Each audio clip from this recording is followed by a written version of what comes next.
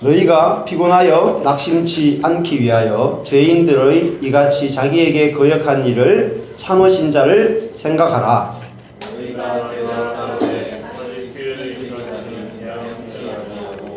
또 아들들에게 권한 것 같이 너희에게 권면하신 말씀을 잊었도다. 일러스되 내 아들아 주의 징계하심을 경히 여기지 말며 그에게 꾸지람을 받을 때에 낙심하지 말라.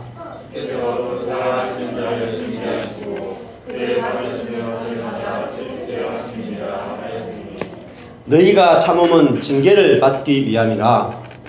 하나님이 아들과 같이 너희를 대우하시나니 아비가 징계하지 않는 아들이 있으리요?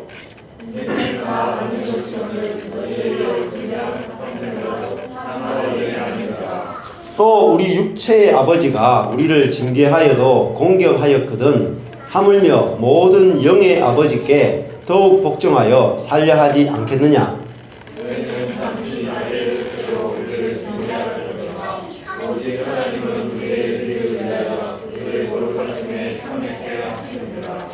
무릇 징계가 당시에는 즐거워 보이지 않고 슬퍼 보이나 후에 그로 말미암아 연달한 자에게는 의의 평강한 열매를 맺느니라. 아멘. 예, 오늘 말씀은 같이 한번 따라하겠습니다. 믿음의 주여, 또 온전케 하시는 이인 예수를 바라보자. 예수를 바라보자. 아멘. 히브리서 12장인데요. 오늘 말씀을 보면은 예수를 바라보자 이렇게 되어 있습니다.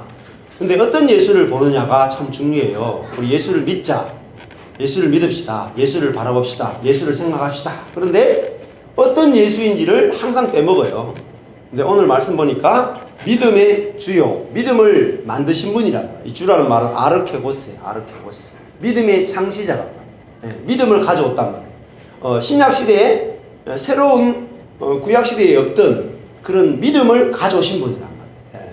그래서 그 믿음을 가져오신 믿음의 주요, 또 그 다음에 두 번째가 온전케 하시는 이 예수를 바라보자. 온전케 하다는 말은 완성시키신 예수라고 해요. 온전케 하다는 말은 텔레이오테스 해가지고 완성자, 완전케 하는 자.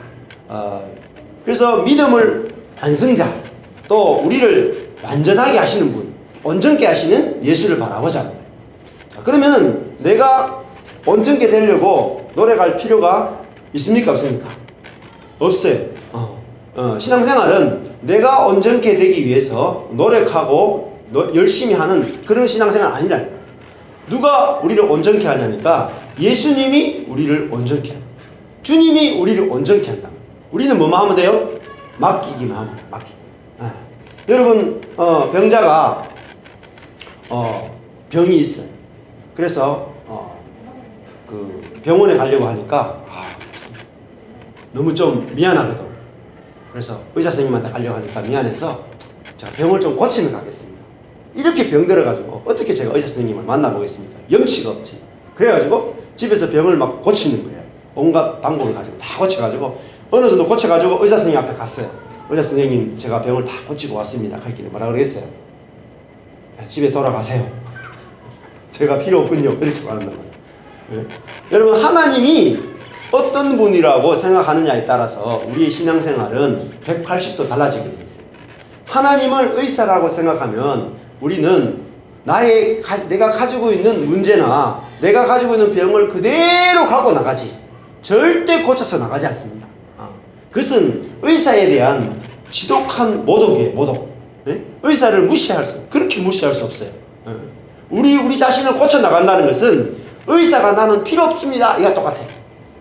그래서 많은 교회들이 율법주의에 물들어 있단 말이에요. 나를 고쳐서 주님께 나가고자 하는 엄청난 열심 가운데 우리는 빠져 있다는 거예요. 마르틴 루터, 저번에 제가 소개시켜드린 책 가운데 호라티우스 보나르라는 분의 그 책에 우리는 어디로 가고 있는가 라는 책을 제가 어제 읽어봤어요. 제가 그 페이스북에 이 보나르의 책을 읽으라고 올려놨더니 대구에 있는 분이신데 복음에 대해서 너무 갈증이 있는 분이라서 제 이렇게 사이트를 제 페이스북을 보면서 이렇게 연결돼 가지고 공부를 하고 싶다고 제가 소개시켜주는 책을 읽으셨더라. 네, 2번이나 읽으셨어요. 우리 어디로 가고 있는가 보나라의 책을 2번이나 정독을 했고 또 다른 책도 읽으셨다. 그래서 은혜를 너무 많이 받았다 그러면서 저한테 고맙다고 이렇게 이야기하시더라고요. 근데 그래서 저도 읽지도 않았는데 소개시켜 드렸는데 어쩔 수 없이 제가 읽었어. 미안해가지고 읽어보니까 너무너무 내가 충격받은 것이 제가 이번에 성광중학교 가서 설교했던 내용하고 똑같은 거야. 똑같은 거야. 너무 더 충격받은 것은 그것이 루터의 설교라는 거야. 루터. 종교개혁자의 마르틴 루터의 설교라는 거야. 아니 그래서 지금까지 도대체 내가 뭘 한 거야. 한국교회가 뭐 한 거야. 루터의 우리는 후계자라고 하면서 정작 루터와는 반대로 설교하고 다니는 거야. 그래서 제가 충격을 받았어요. 여러분 같은 거라도 우리는 참 다르게 볼 수 있어요. 그래서 어떤 분이 그 신부님한테 가서 이렇게 질문을 했어요. 아니야 어제 이야기했는데 신부님한테 가서 신부님 제가 기도 중에 담배를 피워도 되겠습니까? 이렇게 물으니까 신부님이 뭐라고 했어요? 네? 제가 기도 중에 담배를 피워도 되겠습니까? 하니까 신부님이 뭐라고 했겠어요? 절대 안 된다. 아니 기도 중에 담배를 어떻게 피우냐. 기도 끝나고 담배를 피우면 모르겠지만은 기도 중에 절대 담배 피우면 안 된다. 그래가지고 이분이 고민이 돼가지고 기도 중에 막 담배가 피우고 싶고 고민이 이게 못 끊기는 거야. 그래가지고 다른 분을 만나러 수도사를 만나러 갔어. 할 길에 수도사가 뭐라고 했냐니까 형제님 신부님한테 질문을 바꿔서 하세요. 어떻게 해야 됩니까?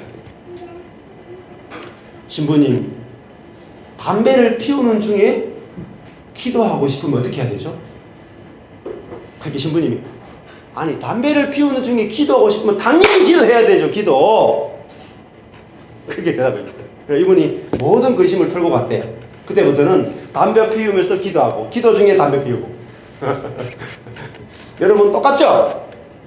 담배 피우다가 기도하는 거나 담배 피우는 중에 기도하는 거나 기도 중에 담배 똑같은 건데 어느 거를 먼저 말하느냐에 따라서 이게 칭찬받을 수도 있고 이게 그냥 저주를 받을 수도 있어요. 사람이 이렇게 어리석다고요. 우리도 마찬가지예요.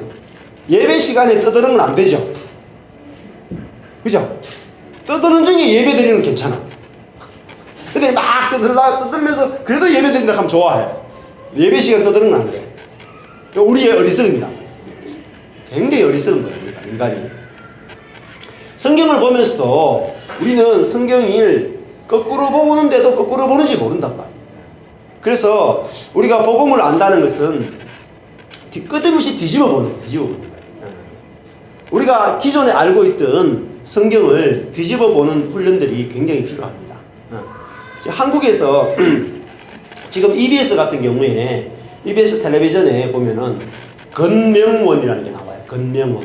건명원이 뭐냐면은 그 밝을 명자를 써가지고 그 철학이나 사상이나 이런 것들을 가지고 우리나라를 밝혀가지고 새롭게 기초를 만들어서 우리나라를 새롭게 세우겠다고 한 것이 건명원이에요. 그 건명원을 누가 세웠냐면 서울대 그 종교학과 교수인가 하는 분이 세웠어요. 배철현이라는 교수예요.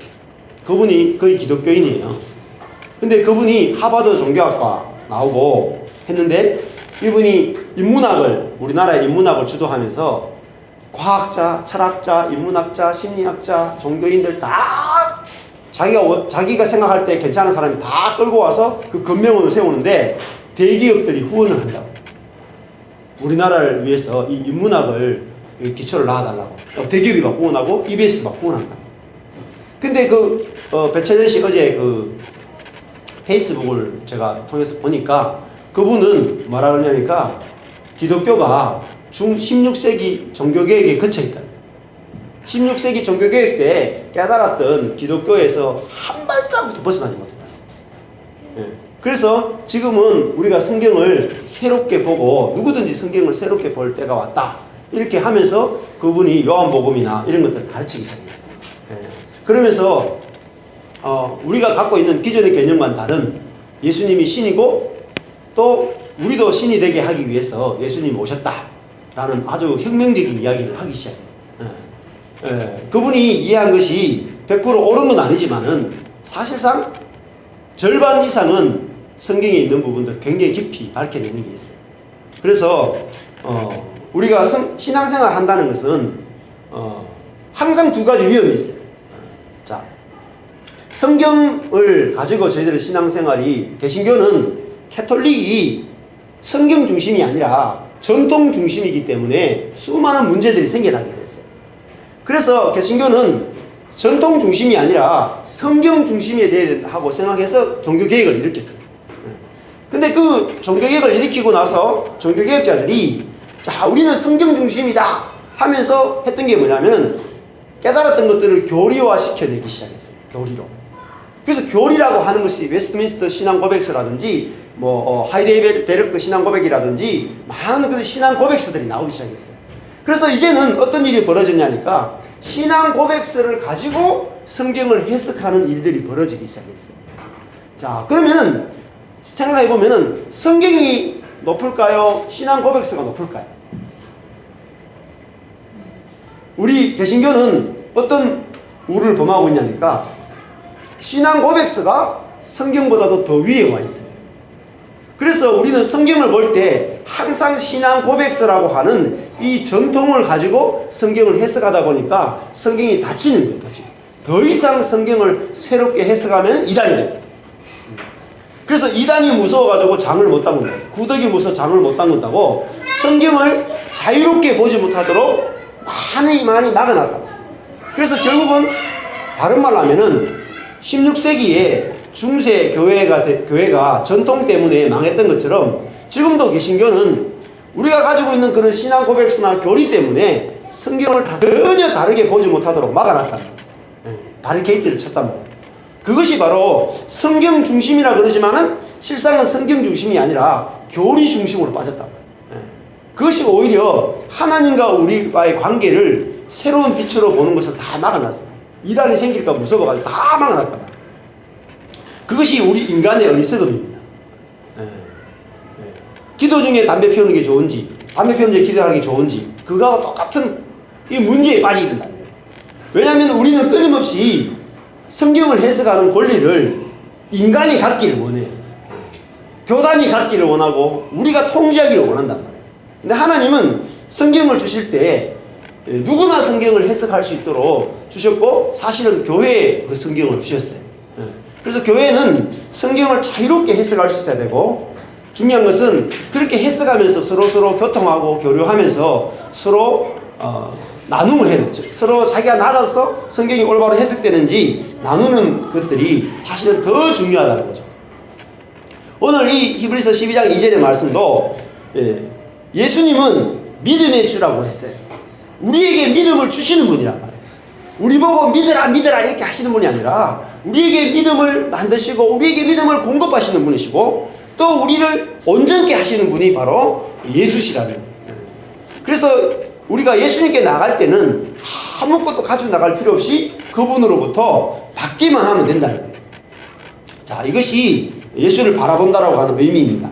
자, 1절부터 보시면은 이러므로 우리에게 구름같이 둘러싼 허다한 증인들이 있으니 자, 구름같이 둘러싼 허다한 증인들 수많은 증인들이 있어요. 이 증인들은 보면 이 증인이라는 말이 어디 나오냐면은 바로 11장 39절에 나와요.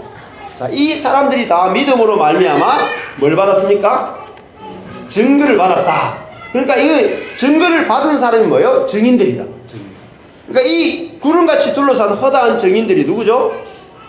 히브리서 11장에 나온 구약에 있는 그죠? 구약에 있었던 많은 증인들이다. 증인들. 그러나 이 증인들은 뭘 못 받았다 그랬어요? 39절에 약속은 받지 못했다 그랬어요. 약속은. 약속은 뭐냐면은 약속이 뭐라 그랬어요? 40절에 더 좋은 것. 증거는 받았지만 더 좋은 것을 받지 못했어요. 증거는 뭐냐니까 예를 들면 가나안 땅을 받았어요. 가나안 땅을 하나님께서 약속하셨고 그 가나안 땅을 받은 것은 증거를 받은 거예요. 그런데 가나안 땅은 신약에 이루어질 이 땅에 임할 하늘 나라를 상징해 주는 그림자란 그림자. 그래서 이 증인들은 이 땅에는 가나안 땅이라고 하는 물리적인 땅은 받았지만 자기들 마음속에 하늘의 왕국이 임하진 않았다.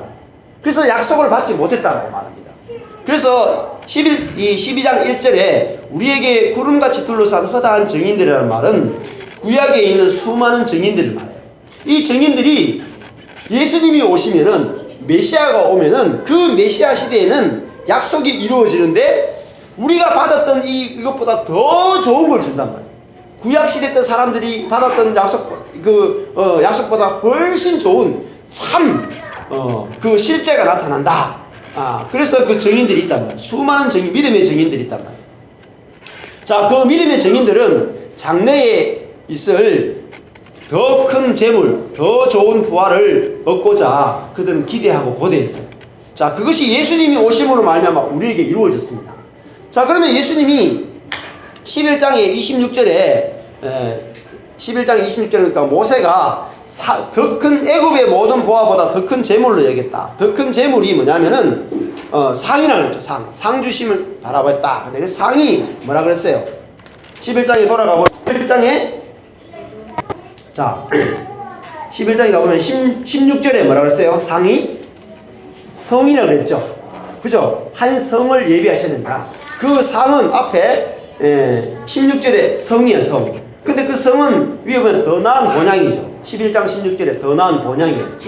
그 더 나은 본향이 뭐냐면은 더 나은 본향을 사모하니 곧 어디에 있는 거예요? 하늘에 있는 것이야. 하늘 본향, 하늘에 있는 성. 그것이 하늘에 있는 예루살렘이란 거예요. 그 하늘에 있는 예루살렘, 곧 하늘 나라가 이 땅에 임하는 거예요. 그것이 더 큰 재물이고 상이고, 그것을 다른 말로 하면은 11장 35절에 가면은 더 좋은 부활이에요. 또 11장 40절에 가면 더 좋은 것이야. 하늘의 성, 하늘 나라, 하늘 왕국이 우리에게 임하는 거란 말이에요. 그것이 우리가 바라는 상이고 소망이고 성이고 영광이다. 그래서 우리는 예수님이 가져오실 이 하늘 왕국, 하늘 나라를 우리는 고대하고 바라고 또 지금 우리가 누리고 있단 말이에요. 그래서 자 12장 1절에 돌아가 보면 이러므로 우리에게 구름같이 둘러싼 허다한 증인들이 있으니 모든 무거운 것과, 이게 모든 무거운 것이라는 게 짐이거든요. 짐. 자, 무거운 짐은 뭐냐면 율법의 짐입니다. 율법이 우리를 계속 짓누르는 거예요. 네가 네 스스로 하나님을 하나님 나라 들어가려면은 이런 계명을 지켜야 된다고 하는 그 계명의 무거운 짐을 가지고 우리의 경건을 가지고 하나님 나라에 들어가려고 하는 그 무거운 짐들이 있단 말이에요. 여러분 지금도 마찬가지예요. 자, 우리가 신앙생활 하면서 하나님의 은혜와 하나님의 용서와 하나님의 긍휼과 하나님의 임재를 받는데 뭐가 필요합니까? 우리에게 뭐가 필요하죠? 아무것도 필요 없어요. 뭐만 하면 돼요? 받기만 하면. 우리에게 어떤 행위나 어떤 노력도 필요 없어요. 오늘도 우리는 어디로 가고 있는가 책 보면 마르틴 루터도 그렇게 했거든요. 마르틴 루터가 하나님은 은혜 주는 분인 줄 알았어. 그 하나님의 은혜를 받기 위해서 내가 어떻게 해야 되는가? 그럼 하나님의 용서의 은혜를 받으려면은 자기가 회개해야 된다고 알았어. 그래서 회개가 뭐냐? 그래서 마틴 루터는 하나님의 그 은혜를 받기 위해서 조건이 뭐냐면 회개였어요. 용서를 받기 위해서는 회개를 해야 돼. 자, 여러분 우리가 하나님의 은혜와 사랑과 용서를 받으려면 조건이 뭐죠? 회개죠.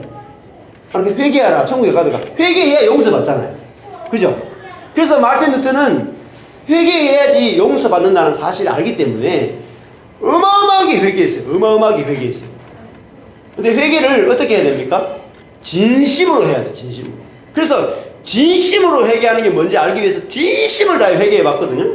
그 진심으로 회개해도 용서에 간격이 없어요. 용서했다는 확신이 안 들어요.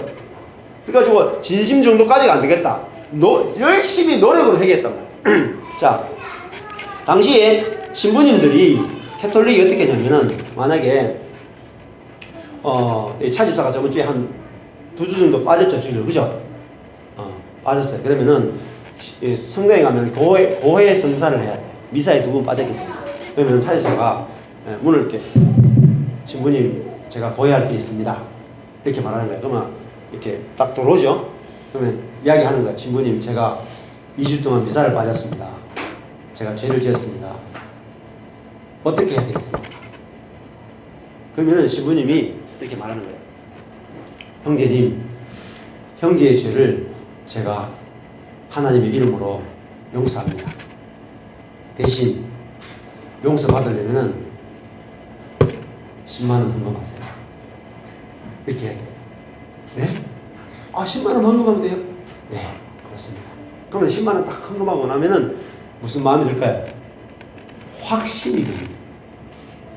확신이 들어요.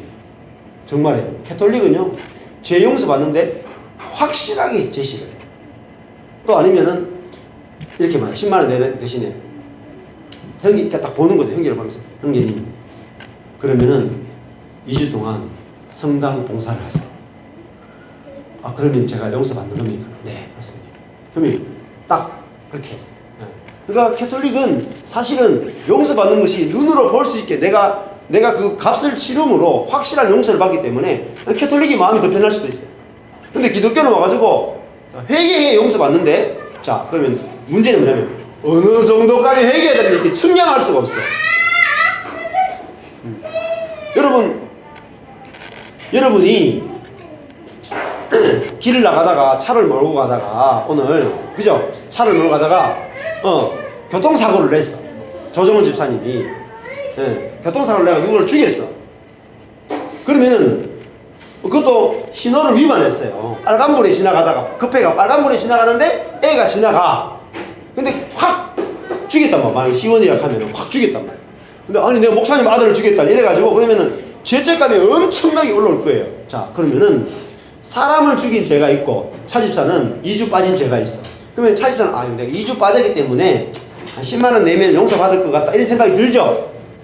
근데 조정원 집사가 이제 신부님한테 딱 가는 거야. 그러면 제가 아이를 죽였는데 어떻게 해야 됩니까?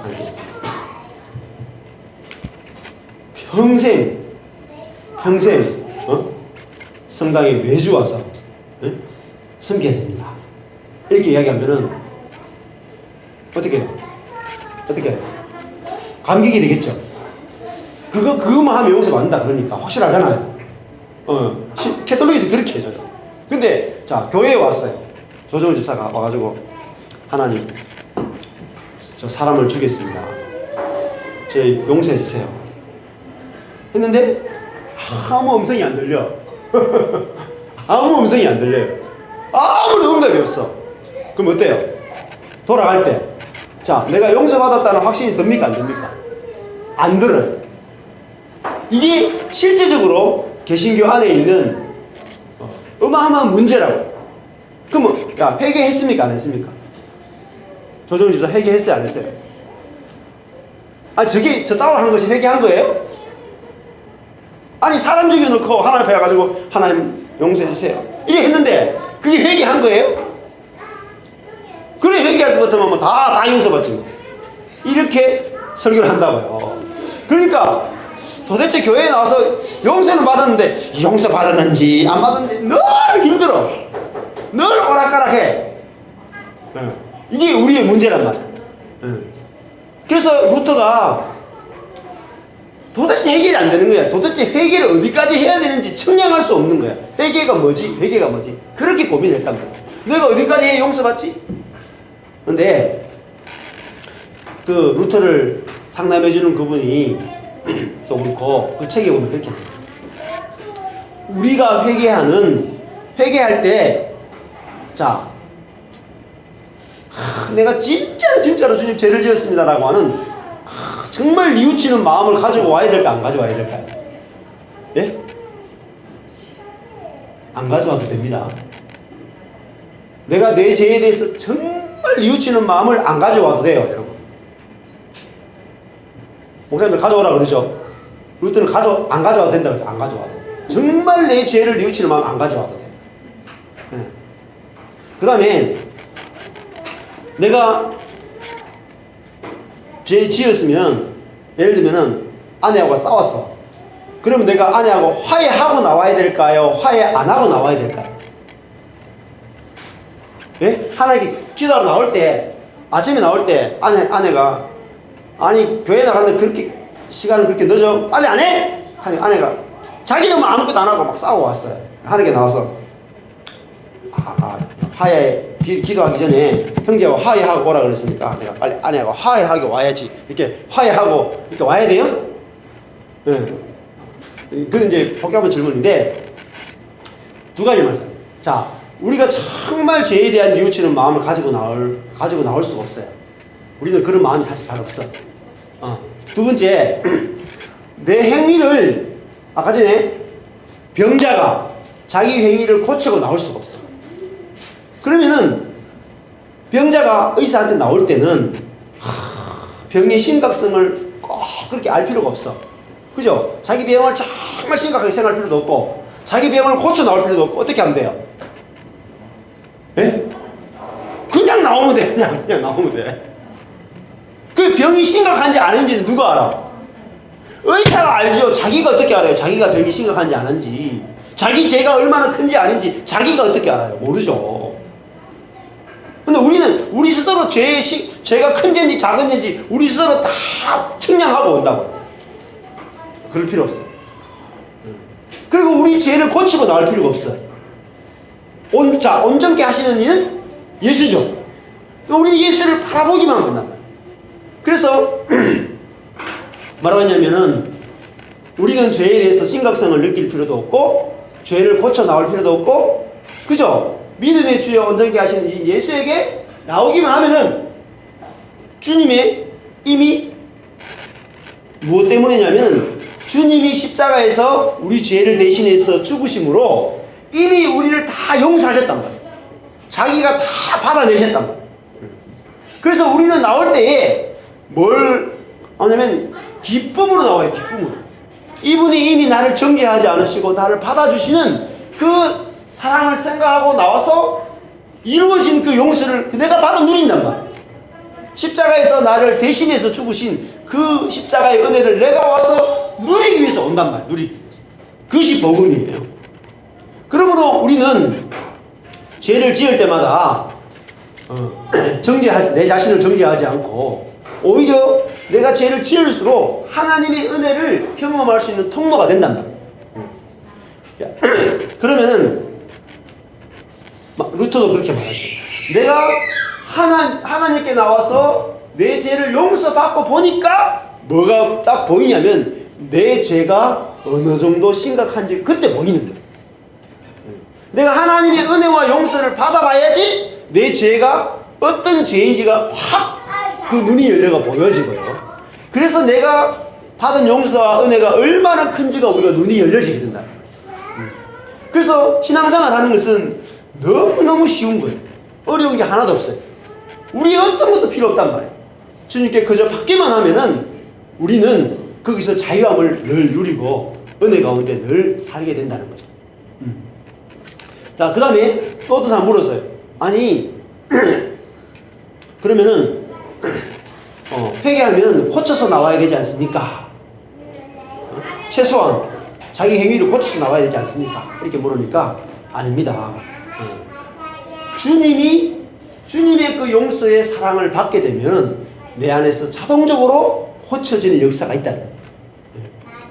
여러분, 우리들이 예수를 믿음에도 불구하고 우리들이 날마다 탈진되어지고 날마다 내 안에 공허하고 비어있고 이렇게 신앙생활에 재미없는 것은 우리 스스로 하나님 앞에 고쳐나가려고 하고 우리 스스로 뭔가 노력하는 그것들 때문에 오히려 신앙의 열정을 갉아먹고 있다.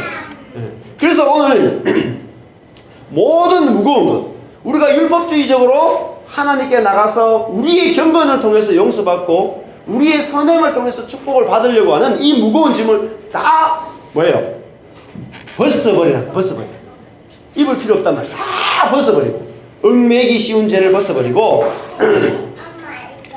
인내로서 우리 앞에 당한 경주를 경주하며 예수를 바라보자.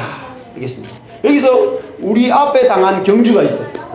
우리 앞에 있는 그 경주는 믿음의 경주란 말이에요. 믿음. 하나님의 은혜를 믿고 그 은혜 가운데 살아가는 삶이 경주입니다. 자, 이게 경주한다는 말은 빨리 움직인다는 거예요. 막 달리는 거예요. 옛날에 이 헬라 시대에 마라톤 경주가 있어요. 마라톤 경주는 꼬린 지점을 내서 막 달려가는데 빨리 달리려면은 뭐가 필요하냐면은 옷을 다 벗어야 돼. 땀이 차가지고 천근만근이 돼요. 제가 이제 오다가 라디오를 들었는데 이런 이야기 하더라고요. 유니폼이 얼마나 진화했는가. 축구 선수들 옛날에는 축구 선수들이 유니폼을 입으면요 딱 뛰다가 한 30분 정도 뛰고 나면은 땀이 옷에 다 들어가가지고 막 이 옷 하나가 막 천근만근으로 느끼지. 축구 하다 보면은. 근데 요즘은 유니폼이 얼마나 진화했는지 땀은 그대로 막 싹 빨아당겨가지고 그 다음에 그걸 빨리 이렇게 공기중으로 이렇게 보내가지고 전반전에서 후반전까지 뛰는데 옷을 안 갈아입는다 하더라고요. 옛날에는 전반전 뛰고 들어가고 다 갈아입고 후반전 이렇게만 했잖아요. 야구 선수들도 옛날에는 좀 뛰고 나면 중간에 가면 다 옷을 갈아입어요. 근데 요즘은요 한 벌로 그냥 다 끝나버려요. 왜냐하면 이 옷이 너무너무 가볍기 때문에. 여러분 경주할 때 믿음의 경주를 할 때 필요한 거냐면은 벗어버리는 거예요. 우리의 어떤 것들을 벗어버리고 오직 온전케 하시는 예수를 바라보는 것만이 믿음의 경주가 된다는 거예요. 우리가 노력하는 것이 아니라 주님의 은혜를 받는 거랍니다. 자, 그 다음에 예수를 바라보자. 저는 그 앞에 있는 즐거움을 위하여 십자가를 참으셨어요. 자, 즐거움 있죠? 자, 그 즐거움이 뭐겠어요? 십자가 이후에 있는 즐거움이 뭐죠? 부활이에요, 부활. 그 앞에 있는 즐거움이라는 것은 부활이에요. 그 부활을 위해서 십자가를 참으사 부끄러움을 개의치 아니하시더니 하나님 보좌 우편에 앉았다. 그러면 그 즐거움이 뭐죠? 여기서 하나님 보좌 우편에 앉는 거죠. 자, 그 하나님 보좌 우편에 앉는 것을 위해서는 뭐 했습니까? 십자가를 참으셨다. 이렇게 나와요. 그러면 십자가는 뭡니까? 거기서 십자가를 뭐로 표현했어요? 다른 말로 십자가 뭐라 그랬어요? 그렇죠. 부끄러움이죠. 그러면 여러분 십자가는 바로 부끄러움이잖아요. 부끄러움.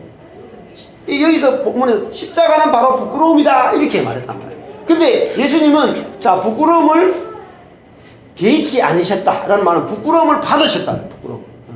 부끄러움을 받는 것이 뭐냐면은 이것이 그 하나님 보좌 우편에 앉는 거야. 자 무슨 말이냐면은 사람이 처음에 하나님이 사람을 딱 만드셨을 때 사람을 흙으로 만드셨어요. 그죠? 아파를 먼지를 가지고 다 만드셨어요. 먼지를 가지고 호흡을 불어넣어 가지고 살아있는 존재가 됐어요. 근데 뱀이 옆에 딱 와가지고 하는 말이 야 너 흙이지? 너 흙이잖아. 야 니 아무것도 아닌 게 너 나는 천사란 말이야. 너 흙이지? 너 흙인데? 야 동산에 있는 그 중앙에 있는 선악과 그거 하나님 왜 따먹지 말라 그런 줄 알아? 아니 몰라. 좀 생각이 좀 이상한데 왜 따먹지 말라 그랬지? 그러니까 뱀이 야 그 선악을 알게 하는 나무의 실과를 따먹으면 너 흙인데 하나님처럼 된다. 하나님처럼 되니까 하나님이 자기 혼자 하나님 해먹으려고 그렇게 한 거야. 일리가 있거든. 그래서 하나님처럼 되고 싶어서 선악과를 따먹었어요. 그래서 자 먹는다는 개념이 중요해요. 자 먹는다는 것은 우리 속에 들어와서 뭐가 돼요? 내 살이 되고 피가 되고 나의 생명이 된다는 거예요. 선악과를 딱 따먹자마자 인간들에게 있는 가장 큰 죄성이 뭐냐면은 하나님처럼 되고 싶은 거예요. 높아지고자 하는 본성이 우리 가운데 딱 박혀버려요. 완전 생명이에요. 완전 자체의 생명이 하나님처럼 되고 싶은 생명이 우리 안에 꽉 들어와버렸어요. 자, 그 인간에게 가장 큰 고통은 뭐겠습니까? 자, 선악과를 딱 따먹자마자 제일 첫 번째 일어났던 반응이 뭐죠? 부끄러움이에요, 부끄러움. 자기를 보니까 선악과를 따먹고 하나님처럼 되고 싶은 본능이 자기 속에서 확 올라온단 말이에요. 근데 자기 모습을 딱 보니까 벌거벗었어. 하나님이어야 되는데 사람이야. 육신을 입고 있는 너무너무 연약한 사람이야. 그러니까 자기의 연약함이 뭐로 다가왔느냐면 부끄러움이 왔다. 자기의 연약함과 자기의 죄가 너무너무 부끄러운 거예요. 그래서 견딜 수 없어가지고 무화과 나무 옷으로 자기를 가렸어. 그래서 그때부터 사람의 모든 행위는 무엇과 연결되냐면은 인간의 육신의 정욕, 안목의 정욕, 이생의 자랑은 모두 다 딱 하나를 지향하고 있어요. 그것이 뭐냐면 사람들이 뭘 만들었습니까? 바벨탑을 만들었어요. 바벨탑을 만들어서 높이 올라가서 결국은 하나님처럼 하나님과 비길이다. 내가 하늘까지 올라가겠다. 하나님이 되겠다. 그래서 인간의 가장 근원적인 죄는 뭐냐면은 내가 하나님처럼 높아지고 하나님처럼 영광스러운 존재가 되고 싶다. 그것이 인간이 가지고 있는 아주 근원적인 죄라고. 이 죄는 자 눈에 보이지 않는 죄.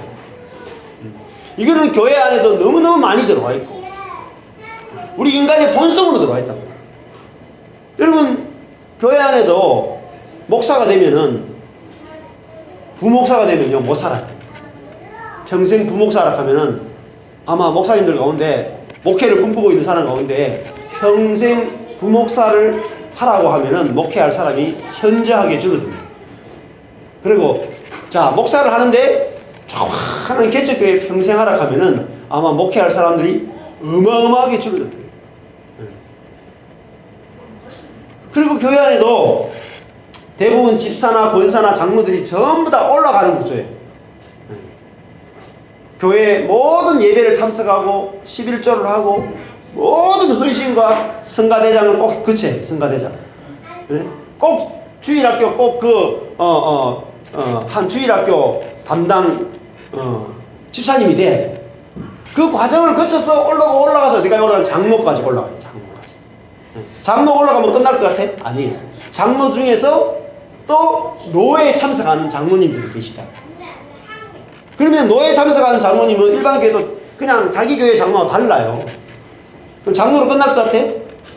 장로 중에는 총대로 뽑혀가지고 총회까지 올라가는 장로님들이 있다. 끝이 없어요, 끝이.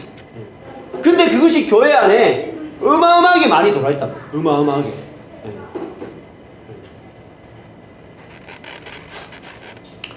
이 죄가 보이지 않는단 말이에요. 왜 그렇습니까? 사람은 부끄러운 것을 견디지 못해요. 약한 것을 견디지 못합니다. 사람은 강해지고, 그죠?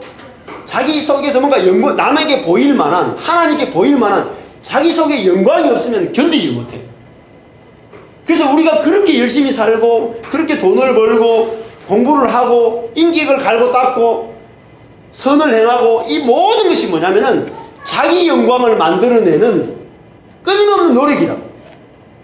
그 자기 영광을 가지고 하나님께 나가고 사람에게 나가려고 하는 그것이야말로 하나님 보시기에 가장 악한 거예요. 왜냐하면 하나님과의 관계를 깨뜨리기 때문에. 그래서 하나님이 누구를 기뻐하냐면은 부끄러운 모습 그대로 죄인의 모습으로 나가는 그 사람을 그렇게 기뻐하신다. 그러니까 교회 와도 이게 안 보이는 거예요. 하나님이 죄인을 기뻐하신다. 뭘 죄인을 기뻐해? 선한 사람을 기뻐하지. 이딴 소리 한단 말이야. 완전히 뒤집어져 있단 말이야. 아니, 하나님은 죄인을 기뻐하신단 말이야. 우리는 아무리 뜯어고쳐도 죄인이에요. 그런데 그 죄인을 기뻐하시는 이유는 하나님 자신이 당신의 사랑과 긍휼을 나타내기 위해서는 죄인이 꼭 필요하단 말이야. 그래서 하나님은 죄인을 사랑하시고 만나시고 죄인을 필요로 하신단 말이야. 이제는 엄청 즐거운 일인 거예요. 네. 그죠? 그래서 하나님께 나갈 때만큼은 전혀 긴장할 필요가 없어요. 그래서 마틴 루터가 하나님을 재판관으로 알았다. 엄격한 재판관으로 알았다. 근데 그게 아니더라. 하나님은 자비로운 하나님. 우리가 죄를 가지고 나갈수록 더 큰 긍휼을 우리에게 베풀어 주신다. 그럼 그 은혜를 받아 먹은 사람은 살아난단 말이에요. 그런데 우리들은 전부 다 우리의 어떤 경건을 가지고 나가기 때문에 하나님과 관계가 깨어지기 시작한다. 자, 인간에 있는 가장 큰 문제는 높아지고자 하는 것이고 부끄러움을 당하지 않으려고 했단 말이에요. 그런데 예수님은 어떻게 해서 우리에게 구원자가 되시냐면은 자기가 친히 전 인류가 보는 데서 십자가에 달려가지고 빨가벗김을 당하시고 부끄러움을 개의치 않는 거예요. 안 부끄러운 거예요. 여러분, 안 부끄러운 것이 구원입니다. 신약에 우리가 참 구원은요, 안 부끄러운 거예요. 안 부끄러운 거. 부끄럽지 않은 구원이다 말이에요. 부끄럽지 않은. 부끄러운 구원이 있고 부끄럽지 않은 구원이 있어요. 우리가 부끄럽지 않은 것이 참 구원이에요. 뭐가 안 부끄러워야 되냐면 나의 약함과 나의 죄와 나의 어떤 것들이 부끄러우면 안 돼. 내가 공부 못한 거, 그죠? 나의 어떤 약점들이 부끄러우면 안 돼. 왜냐하면 그 약점이야말로 하나님의 은혜를 입기에 가장 좋은 무기란 말이에요. 여기 우리 아이들이 왜 돌봄을 받습니까? 이 아이들의 약점 때문에 아이들은 돌봄과, 그죠? 은혜를 입을 수 있는 조건이 되는 거예요. 얘들 커봐요. 누가 돌봐주나? 나를 돌보라 그러지. 마찬가지 하나님과 나와의 관계는 나의 약점이, 나의 죄가 최고의 무기란 말이에요. 왜? 그분이 사랑이시고 은혜이시기 때문에 우리는 즐겁게 나간단 말이에요. 즐겁게.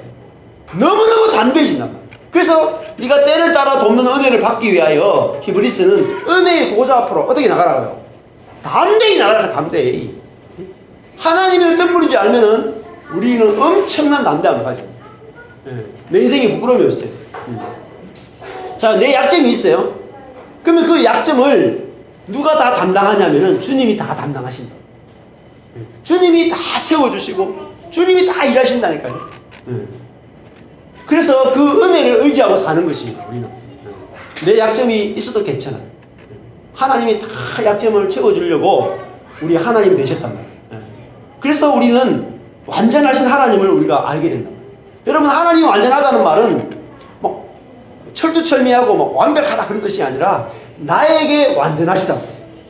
죄인인 나에게 이분은 긍휼로 완전하시고 약한 나에게 능력으로 완전하시기 때문에 하나님을 나에게 완전하신 분이다 이렇게 고백합니다.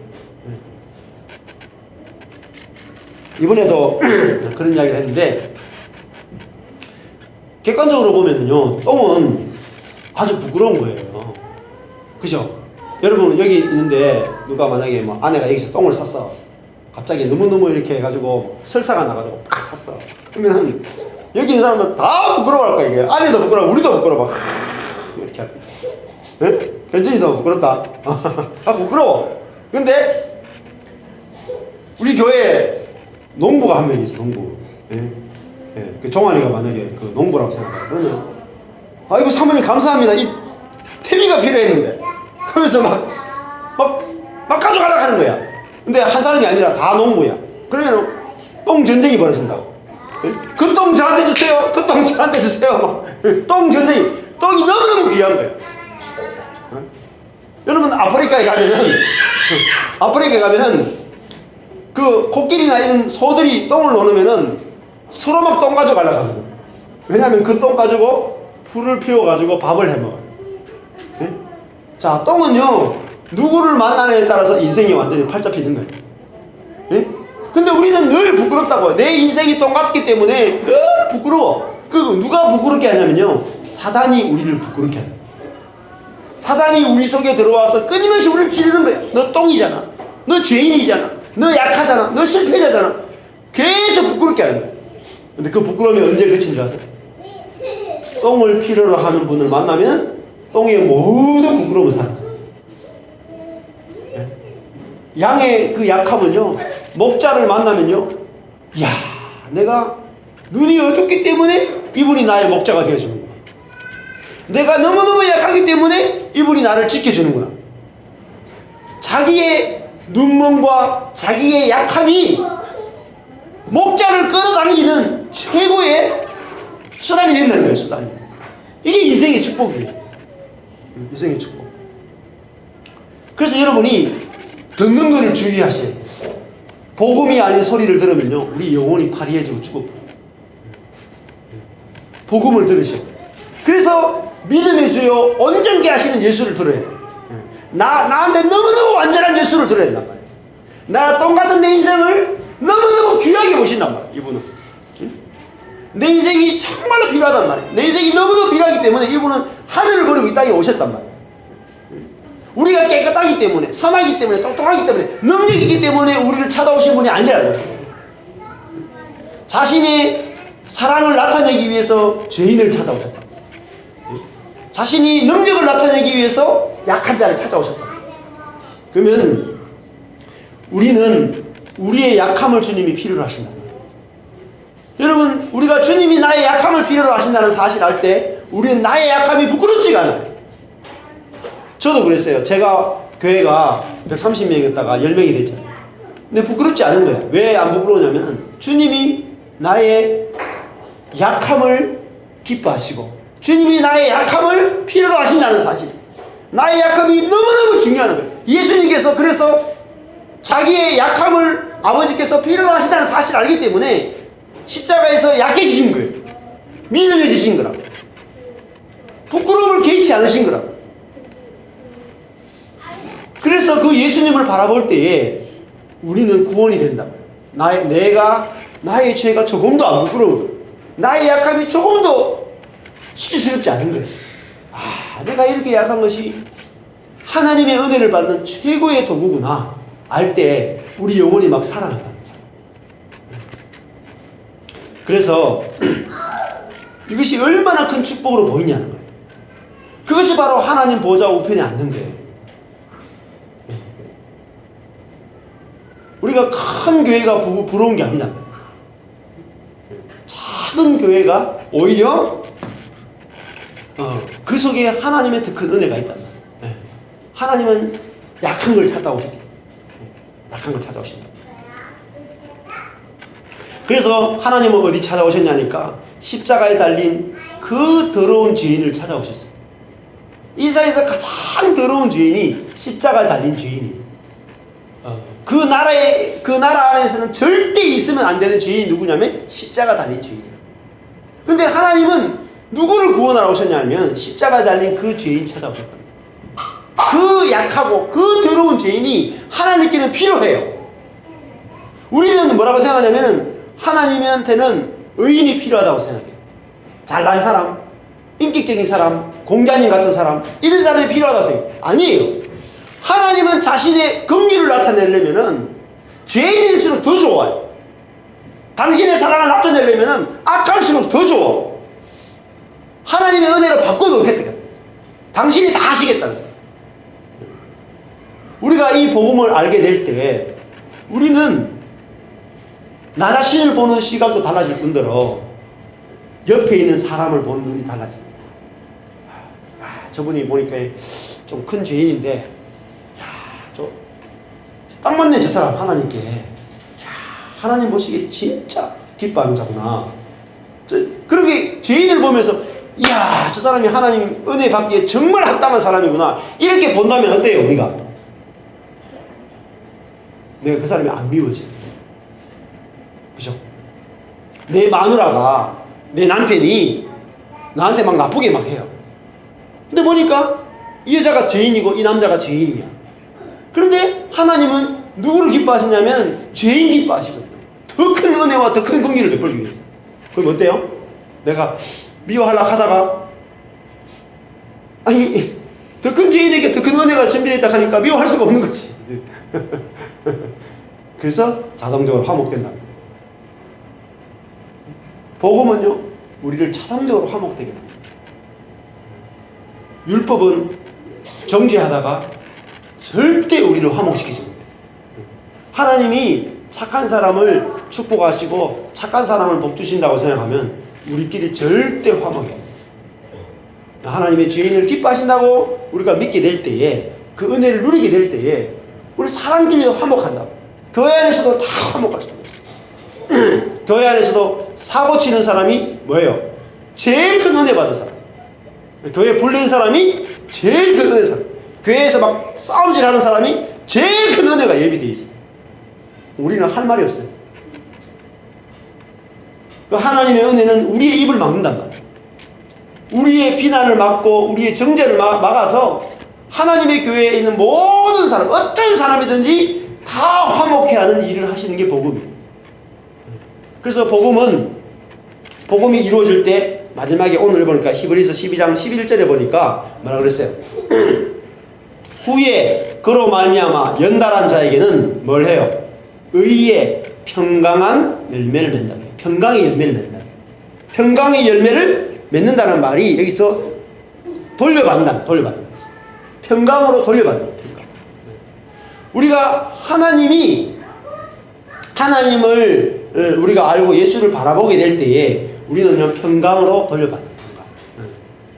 여러분, 그래서 여기도 보면은 상주 심리를 바라본다 할 때 상은 바로 성이라고 했어요. 그죠? 성인데 그 성이 뭐냐면 예루살렘 성이잖아요. 하늘에 있는 예루살렘 성이 우리에게 내려온단 말이에요. 그 예루살렘이 뭐냐면 샬렘, 평안이다. 평안.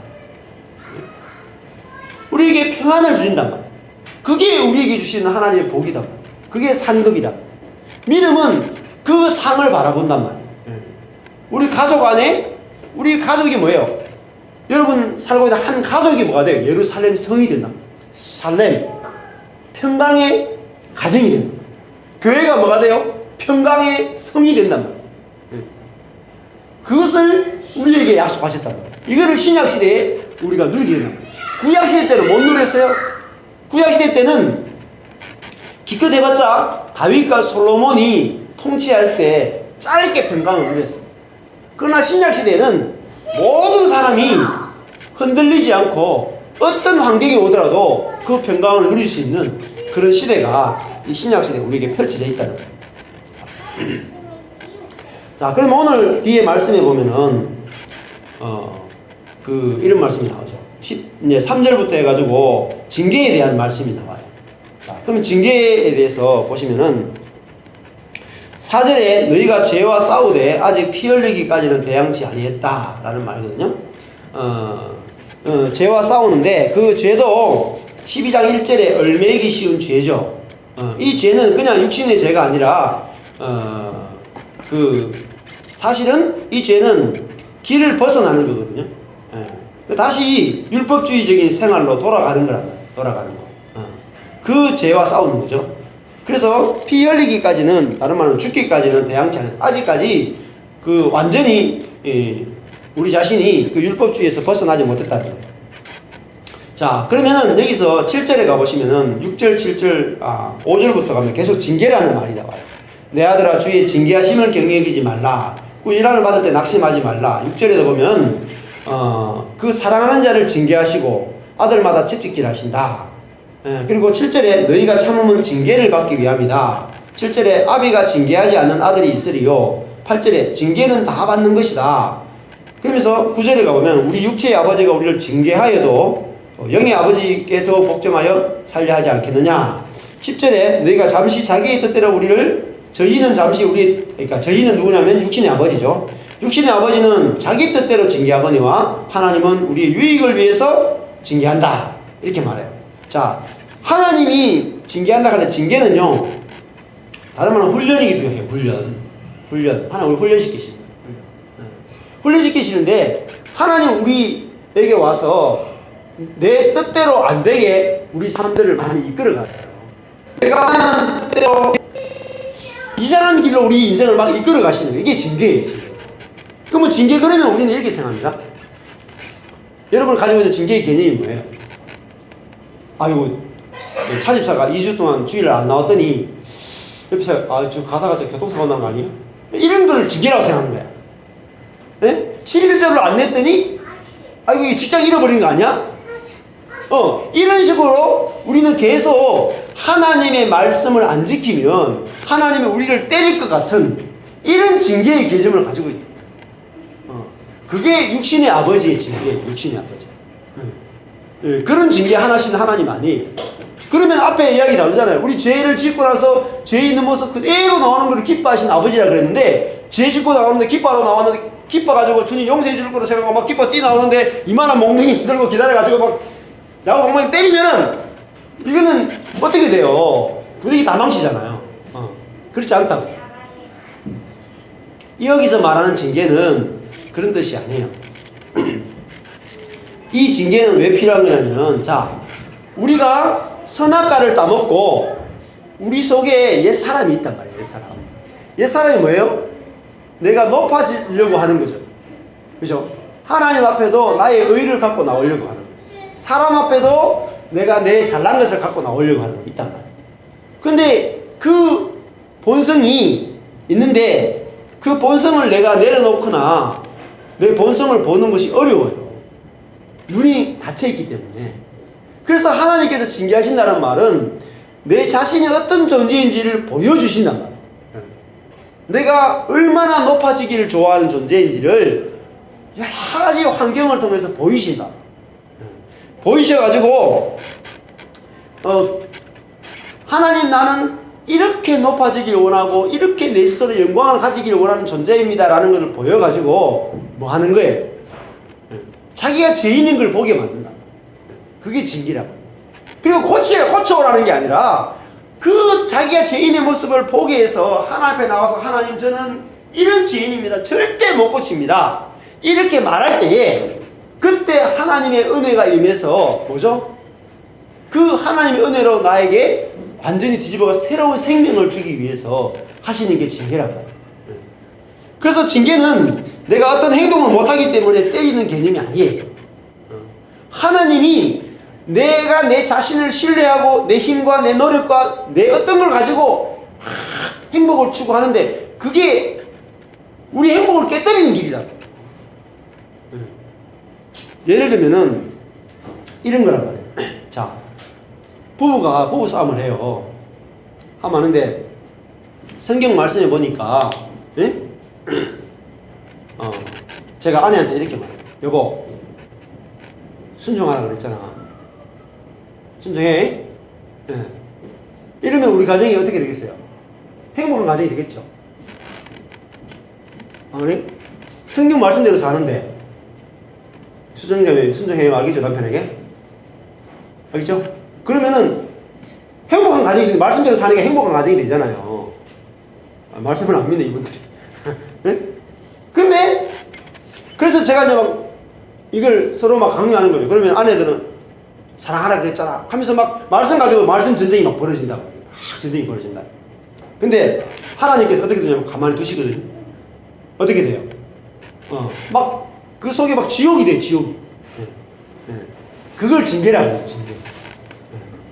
자기 스스로 가만히 하나님이요 어떻게 손 안 대고 가만히 놔둬도 우리 스스로 우리의 높아짐, 아내한테 복종해, 이게 내 속에 이 높아지고자 하는 본 생명 가지고 하는 거잖아요. 아내는 남편한테 내 남편 아내 사랑하라 그랬잖아 하면서 그 율법을 가지고 상대방에게 막 요구하죠.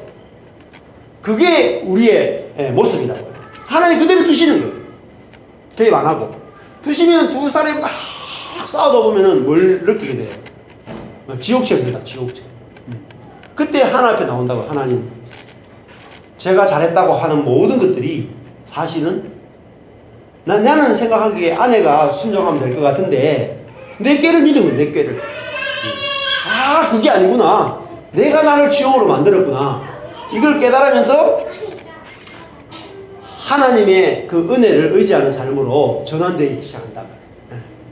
그래서 그 징계라고 하는 것은 높아진 우리를 깨뜨려야지 우리가 행복해진단 말이에요. 그래서 자, 우리에게 높아진 생명이 있기 때문에 이 생명이 끝나지 않으면은 행복이라는 건 없어요. 평강이라는 게 없어요. 교만한 상태에서는 절대 행복하지 않거든요. 만약에 전심이가 미안해 전심아. 네 이야기 안 할게. 딴 사람 할게. 뭐 여기는 아이 한 명이 막 엄청나게 높아지고 하고 엄청나게 예를 들어 교만하단 말이에요. 그러면은 어때요? 걔는 행복합니까? 불행합니까? 불행해요. 다른 친구와 관계 다 깨지는 거예요. 그러면 어떻게 돼야 돼요? 얘를 행복하게 하려면 얘의 교만을 가만히 두면은 다른 사람하고 막 갈등이 막 하다가 내가 이렇게 교만하구나 이걸 깨닫는 날이 온다고. 예, 그거를 징계라고. 예. 하나님이 필요하면은요, 더 그걸 이제 자기가 얼마나 교만한지 말씀을 가지고 탁 보여주신다. 그래서, 야, 내 인생의 모든 문제는 환경에 대한 문제도 아니고, 노력의 문제도 아니고, 내가 높아져서 그렇구나. 이거를 딱 보이는 게 징계의 목적이에요, 징계. 그러면은, 야, 주님, 내가 높아져 있으니까 답이 없네요. 기도 응답 받아도 만족이 없어요. 네. 어떤 조건을 줘도 만족이 없어요. 그래서, 야, 그 인생의 문제를 보게 하시는 게 징계라고. 네. 그래서, 이 징계가, 당시에는 즐거워 보이지 않고 슬퍼 보이나, 11절에 보면은, 후에 그로 말미암아 연달한 자에게는 의의 평강한 열매를 맺는다. 그렇게 말하고 있습니다. 네. 즉, 하나님은 징계를 통해서 우리 자신이 어떤 존재 드러내신다. 여기에 드러낸다는 말이 있어요. 자, 그게 어디 나오냐면은, 자, 이 12장 5절에 보면, 주의 징계하심을 경히 여기지 말며, 그에게 꾸지람을 받을 때에, 근데 꾸지람을 받을 때가요, 오늘로 보면은요, 엘렌코거든요, 엘렌코. 꾸지람을 받는다는 말이 드러날 때, 완전히 이렇게 드러나는 거예요. 예, 드러날 때. 예. 예. 그래서, 자기 모습이 싹 드러나는 거예요, 진짜. 그래서 내가 얼마나 교만한지 드러나는 것이 우리에게 구원이 됩니다. 모임을 하는데도 부부싸움이 안 끝나는 목사님, 사모님도 계시거든요. 성도들도 마찬가지고. 왜 안 끝나냐면은 자기가 모든 인간이 교만한 선악과를 먹음으로 하나님처럼 높아지고자 하는 그 본성이 우리 속에 있는데 그것이 드러나지 않기 때문에 관계에서 그 교만이 있는 이상은 절대 화목이 없답니다. 그래서 하나님 앞에도 하나님 나는 죄인이고 낮은 자입니다. 이렇게 나가야 되고 그것이 딱 비춰지게 되면은 사람에게도 하나님 나는 죄인입니다. 나는 당신에게도 죄인입니다. 이것이 되어진단 말이에요. 그것이 뭘로 이어지냐면 평강의 열매로 맺어진단 말이에요. 여러분 그래서 성경을 보면 요한일서도 그렇고 눈에 보이는 사람을 사랑하지 않고 눈에 보이지 않는 하나님을 사랑할 수 없다. 즉 사람 사랑과 하나님 사랑은 같다는 말입니다. 하나님 사랑과 사람 사랑이 같다라고 말했지만은 현대 교회에 있어서 우리가 신앙생활하면서 제일 어려움을 겪는 문제는 하나님은 사랑하는데 사람은 사랑할 수 없는 거예요. 그런 걸 어떻게 아십니까? 교회에 와서 하나님은 열심히 사랑하는데 사람은 사랑이 안 돼. 거기에는 어마어마한 문제가 들어있어요. 그래서 요한 1서를 가보면은 사도 요한이 야 눈에 보이는 사람을 사랑하지 않으면서 눈에 안 보이는 하나님 사랑한다? 이건 안 돼. 왜 그러냐면요. 하나님 앞에 우리의 잘난 것을 갖고 늘 나가면서 잘난 것으로 사랑받으려고 하는 그 사람은 내 옆에 있는 사람이 못나 보이면 사랑이 안 돼. 하나님과 나와의 관계가 내가 나의 못난 것만 다 갖고 나가야 가는 관계. 근데 그 못난 것을 너무너무 좋아하시는 그 하나님을 내가 만나게 되면 사랑과의 관계도 달라진다. 내 못난 것을 너무너무 사랑하시는 주님을 내가 만나야지 내 사람을 볼 때도 이 사람의 못난 것이 예뻐 보인단 말이야. 이게 서로 연결되어 있어요. 연결. 그래서 요한 1서를 사실 해석하려면 제일 어려워요. 왜냐면은 마태복음도 마찬가지입니다. 마태복음에서도 이렇게 말했잖아요. 지극히 작은 자 하나에게 지극히 작은 자가 뭐라 했어요? 죄인이라고. 죄인. 내가 옆에 살고 있는 이 사람 중에 죄인이라고. 지극히 작은 자 하나에게 하지 않은 것이 뭐라 그래요? 나에게 하지 않은 것이다. 즉 다른 말하면요, 죄인에게 하지 않은 것이 나에게 하지 않은 거래요. 자, 그리고 지극히 작은 자에게 한 것이 내게 한 것이다. 이렇게. 그러면 죄인에게 예를 들면 이렇게 말해요. 제가 아내하고 있으면은 제가 잘 됐네요. 좋은 예가 있어요. 제가 사과 껍질을 먹고 사과를 깎아 먹고 깎아 먹고 안 치우고 여기 다 놔두고 갔어. 놔두고 가서 설교를 준비하고 있어. 아내 갔다 와가지고 여보! 내가 얼마나 했어. 사과 껍질 버려야 했잖아. 하면서 막 욕을 해.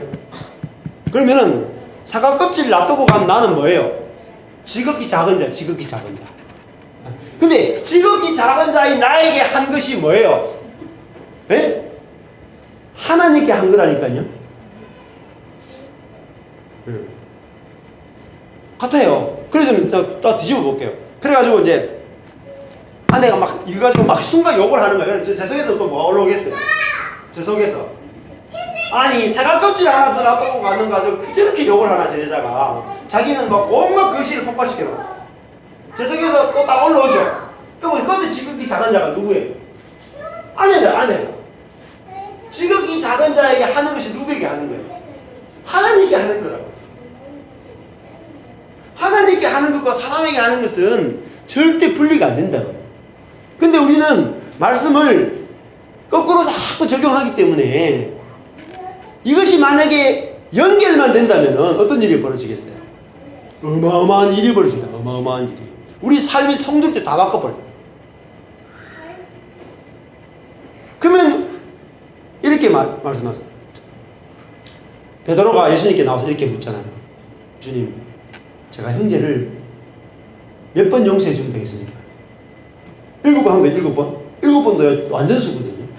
제가 7번 제가 최선을 다해서 용서하겠습니다. 7번 하겠습니다. 그렇게 예수님, 그거 안 된다. 70번씩 7번입니다. 490번이에요. 그러니까 그것도 70도 완전 수죠. 그죠? 7 곱하기 10이잖아요. 10은 많다는 거거든요. 거기다가 또 7 곱해. 490번 용서를. 그 말은 딱 490번 헤아리라는 말이 아니에요. 영원히 용서한다. 영원히. 그러면은 하나님이 야 베드로한테 490번 용서해. 영원히 용서해야 돼. 우리 이렇게 생각하거든. 내가 너를 영원히 용서한다. 네가 어떤 죄를 짓든지 나 다 용서한다. 그거부터 받아라. 내가 주는 달란트, 내가 주는 1만 달란트, 내가 주는 용서를 네가 받아 누려라. 그러면 네가 너도 네 원수에게 똑같이 하게 된다. 여러분 하나님이 하시지도 않고 우리 보고 하라 그러면 그 도덕이죠. 그죠? 강조죠. 하나님은 모든 비유를 보세요. 천국의 비유는 주인이 먼저 준다고요. 주인이 항상 주인이 먼저 줘요. 준 것을 또 받길 원한다. 자, 5달란트를 주고 딴 거 가져오면 안 돼. 금 5달란트를 받았는데 나무를 가져오면 안 돼. 돌을 가져오면 안 돼. 다른 어떤 것도 가져오면 돼. 준 거 가져와야 돼. 준 거. 하나님이 나에게 준 게 뭐예요? 기도 응답입니까? 막 기도해가지고 하나님 100만 원 주세요. 100만 원 받아서. 그러면 100만 원 갖다 주면 돼. 그죠? 내가 100만 원 받아주니까 100만 원 주면 돼. 그러나 하나님이 우리에게 주시는 하늘의 것은 내가 죄를 지었을 때에 나를 기뻐하시고 기쁘게 용서하시고 오히려 더 큰 은혜를 주시는 그 용서의 사랑과 은혜란 말이에요.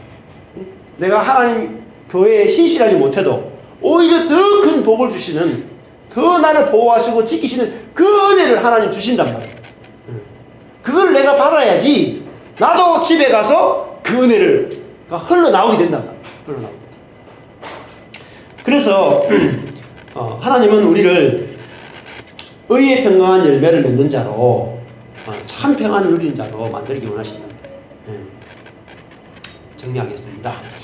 자아의 파쇄와 영의 해방이라는 책이 있어요. 워치만 리의 그 책을 보면은 제가 그걸 보면서 징계에 대한 개념들이 확 달라졌어요.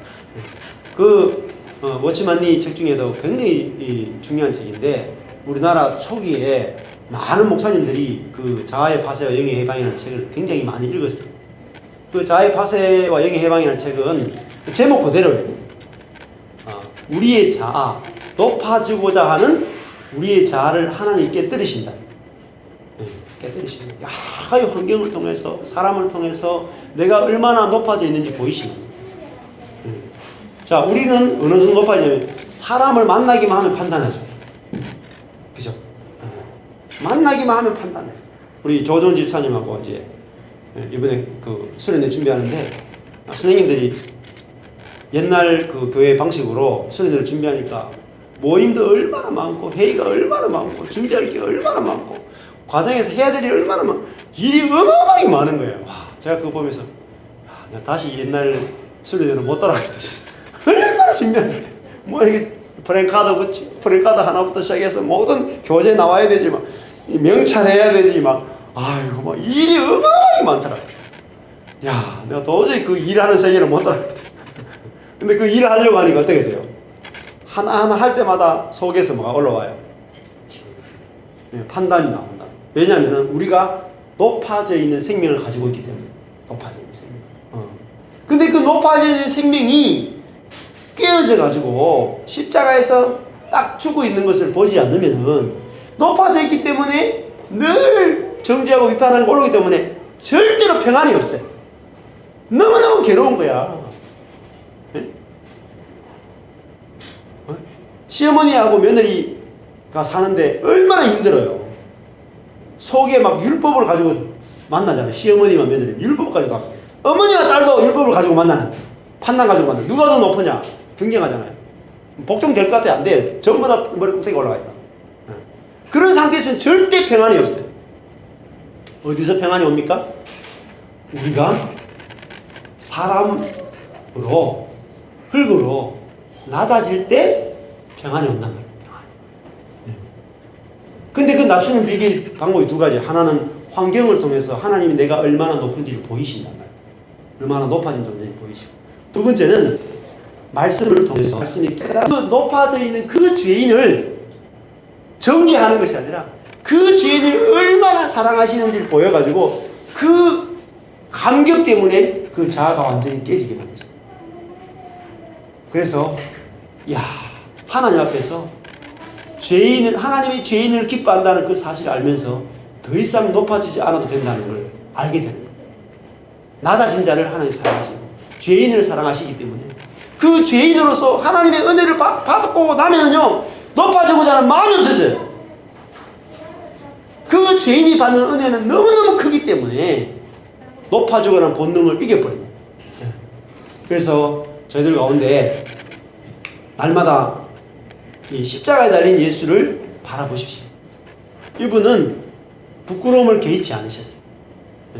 낮아진 거, 죄인으로 드러나는 거 부끄럽지 않다. 왜냐하면 그 죄인을 너무너무 사랑하시고 죄인을 위해서 은혜를 예배하고 계신 그 하나님 볼 때에 내가 죄인인 것이, 내가 약한 것이, 내가 사람으로 태어난 것이 조금 더 부끄럽지 않았습니다. 그래서 그 십자가 달렸지만은 예수님만큼 평강을 누린 분이 없어요. 그래서 우리들도 그 예수 안에서 참 평안과 안식을 누릴 수 있게 되기를 축복합니다. 기도하겠습니다.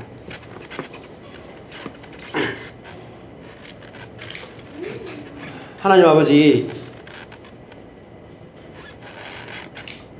의로운 자를 찾으시고 하나님께 헌신하는 자를 찾으시고 많은 재물을 드리는 자를, 많은 헌금을 하는 자를, 많은 교회를 세우는 자를 찾으시는 것이 아니라 하나님을 위해서 큰 일을 하겠다는 사람을 찾으신 것이 아니라 주님이 죄인을 찾으시는 것을 인해서 감사합니다.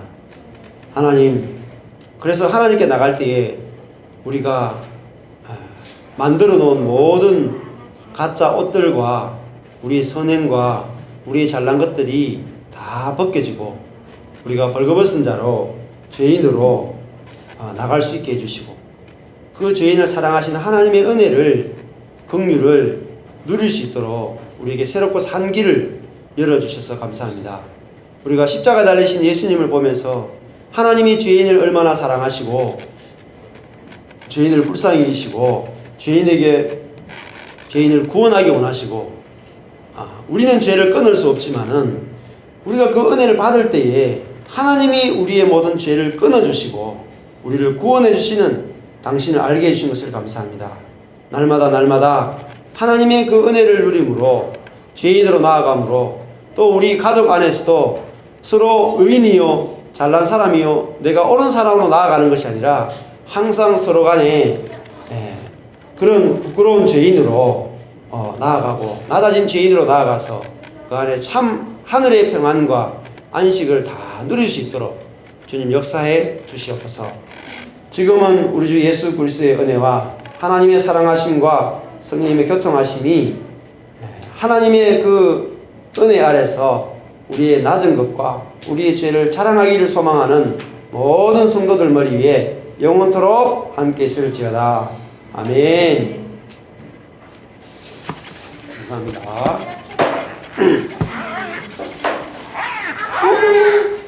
오, 여전히 1등 왔네. 이야, 말하기도 전에 왔네. 그러니까 저 다 읽었어요. 이야, 다 읽었어. 이야, 네.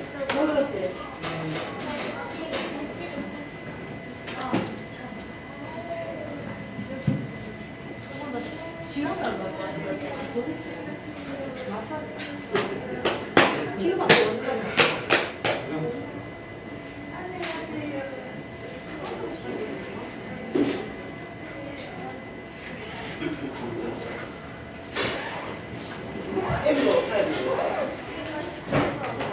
어서 오세요. 어서 오세요. 반갑습니다.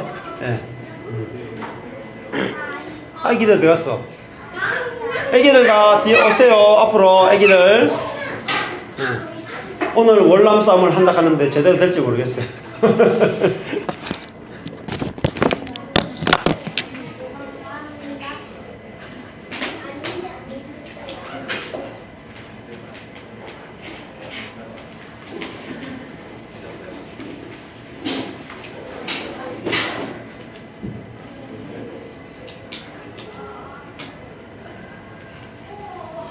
나 왔어. 아, 이거 왜 없노? 그마들이.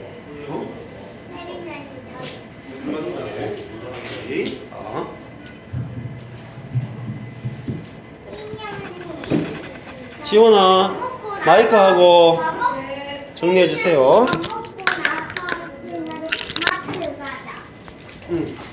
자, 혜린아, 아리엘 저기 있는 꼬마들 다 오라 그래. 어린이 예배한다고 빨리. 아리엘. 빨리 갔어. 내려와야지. 동생들. 옳지. 고맙습니다.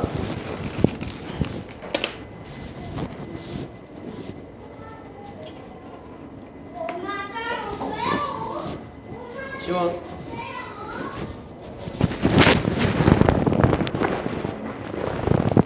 잘 놀았어? 응? 은준이? 네. 뭐야?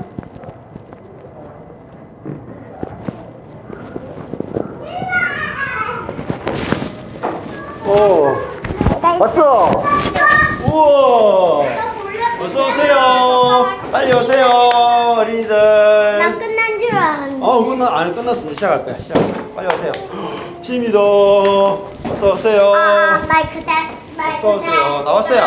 뭐야? 전부 나왔습니까?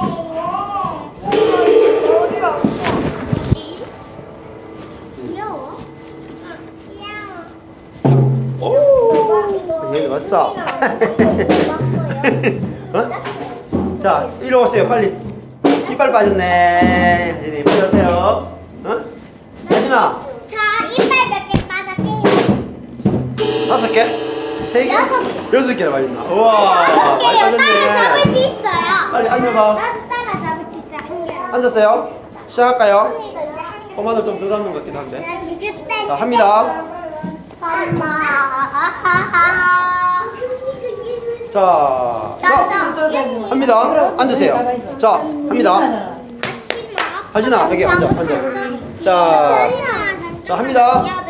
자, 지난번에 자, 목사님 보세요. 아리엘 이따가 끝나고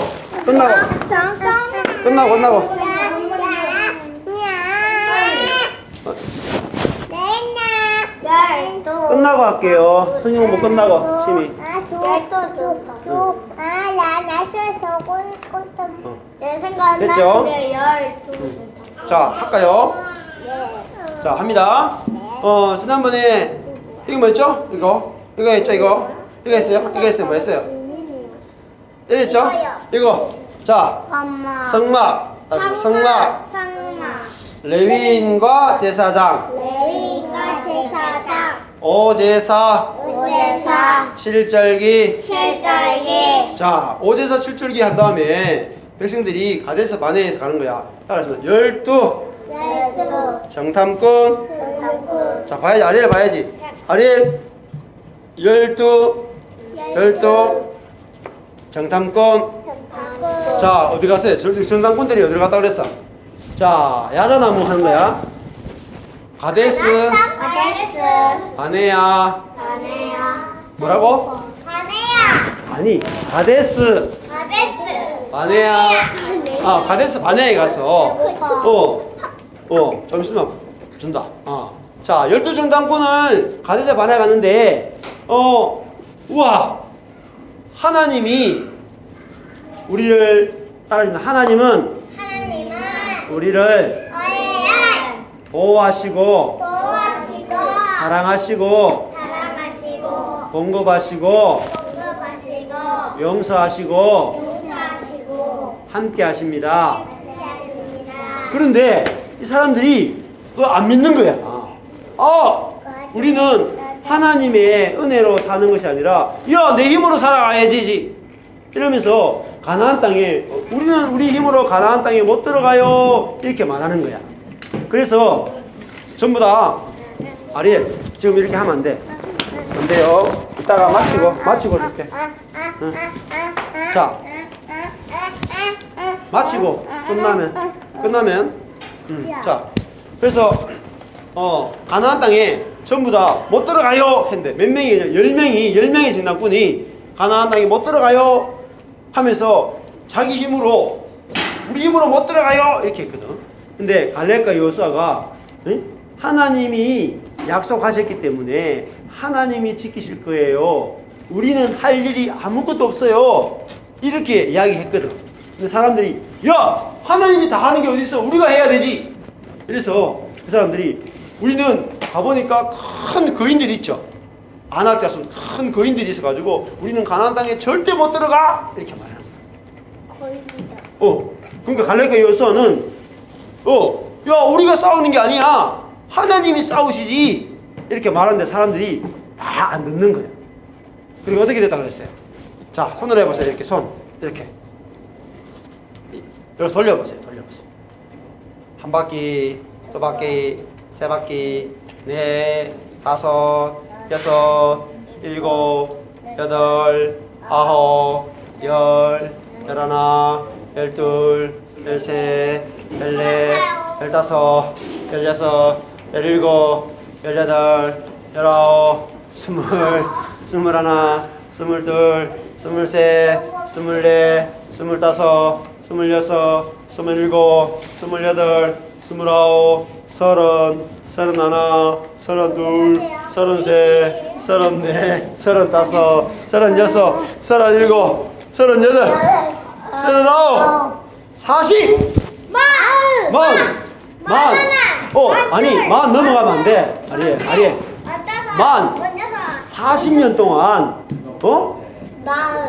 하나님, 우리는 우리 힘으로 못 들어가요. 하나님도 안 도와주실 거죠? 우리 힘으로 못 들어가요. 하니까 진짜 못 들어갔어. 가나안 땅. 그래가지고 1년, 2년, 3년, 4년, 몇 년?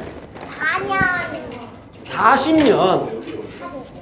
40년 동안 광야에서 살다가 사람들이 다 죽고 말았다는 거야. 하나님의 은혜를 의지하지 않고 내 힘으로 살려고 하니까 사람들이 광야에서 다 죽어버렸어. 그래서 자, 근데 어른들은 다 죽어버리고 아이들이 자라기 시작했어. 여러분 같은 아이들. 근데 아이들은 어때?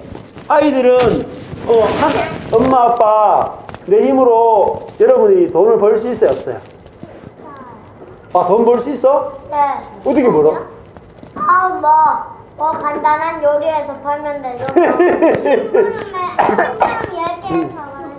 근데 너희들이 그 돈 가지고 집도 살 수 있어? 아니요. 차도 살 수 있어? 아니요. 차를 어떻게 못하지. 해요? 몇 원쯤 따야 하는데. 그렇지. 너희들은 못하잖아.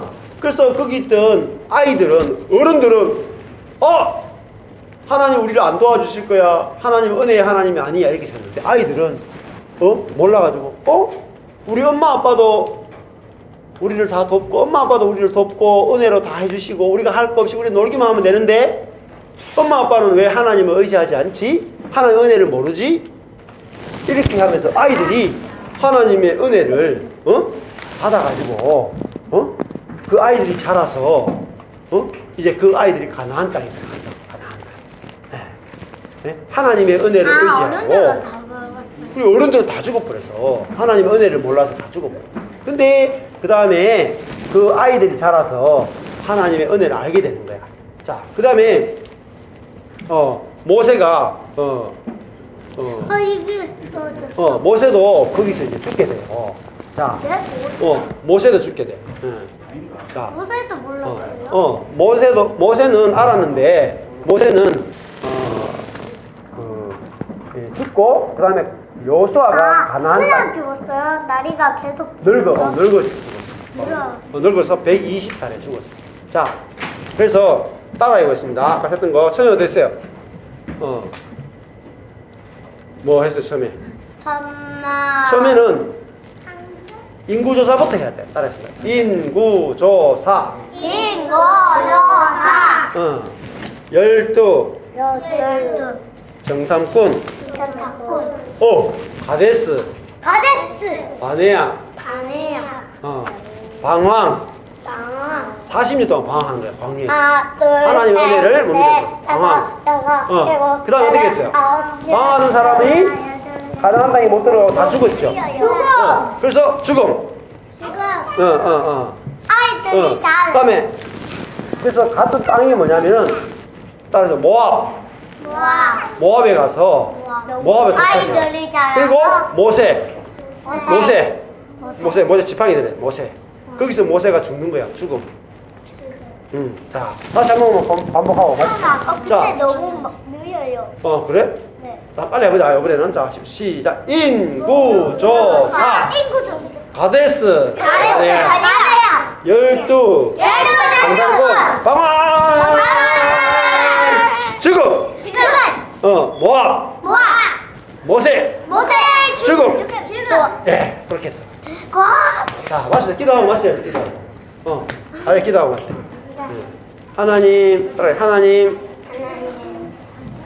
하나님의 은혜를 의지하지 않고 자기 힘으로 살려다가 다 광야에서 죽고 말았습니다. 하나님의 은혜를 알게 해주세요. 믿게 해주세요. 예수님 이름으로 기도드리겠습니다. 아멘. 잘했다. 가자. 이제 서로 가자.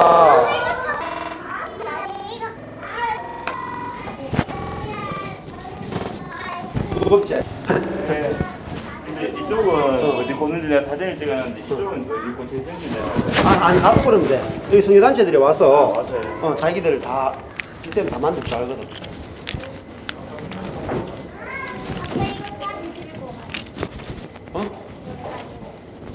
뭘 들어봐?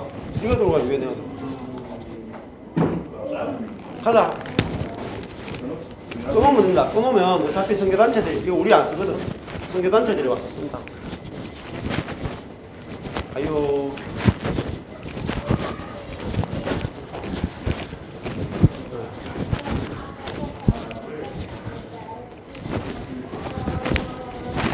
고생을 많이 했네. 자, 밥 먹으러 갑시다.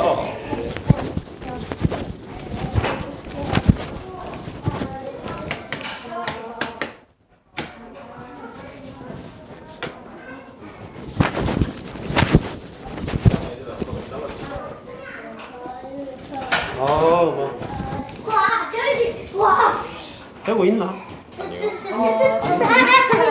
재료 사러 갔는데. 재료 사러 가고 언제 먹을까 얘가? 배고파. 월남쌈이 아니라 이거 뭐 아예 밥도 못 먹겠는데? 올람까지 갔다 오신다고 어. 배고파. 그래 말이야. 월남까지 갔다 와야 되는 거야. 빨리 좀. 아, 안에 조금만 기다리고 놀고 있어요. 안에 썰어 왔다. 네, 다 준비해서 다 썰어. 먹기만 하면 돼.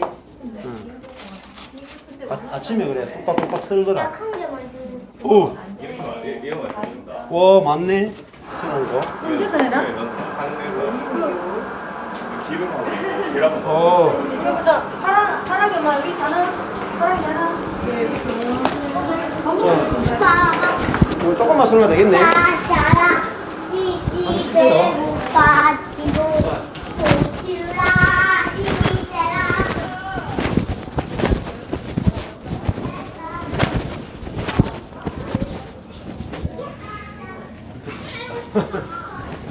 이거 지금 시원하네. 앉으시고.